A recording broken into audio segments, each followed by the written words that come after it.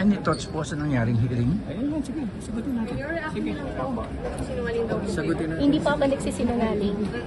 Do you think naging fair ang treatment sa inyo, Mayor? Inyo confirm yung mga ari-arian. Meron. Paupo kayo. Okay. Sabay-sabay lang kami sasagot.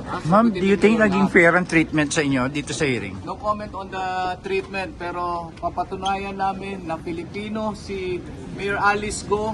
Meron siyang birth certificate. Yung sinabi niya, totoo, yung nanay niya ay kasambahay. Tignan niyo yung birth certificate, nakalagay occupation ng kanyang nanay doon, a housekeeper.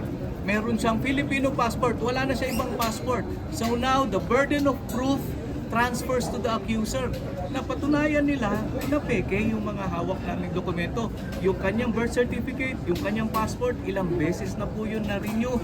Wala ho ibang kinikilalang bansa si Mayor Go, kundi Pilipinas lang. Ayaw nga niya magsalita ng ano dahil kahit anong pilit sa kanya.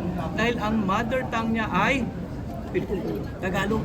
Sir, bakit hindi raw mahanap yung birth certificate ng parents? Ng nanay in particular? Hindi, yun na yung hindi siya involved dun sa pagkuha ng kanyang birth certificate. Ang nakita niya, yun na yung inabutan niya. At yun yung sinagot niya. Buong tapang sinagot ni Mayor. Lahat ng tanong ng mga senador. Kita nyo naman lahat na binuhos kay Mayor. Pero hindi natinag si Mayor. Sabi niya talaga na Pilipino ako. At wala akong ibang bansa. Saan niyo ako i-deport? Diba?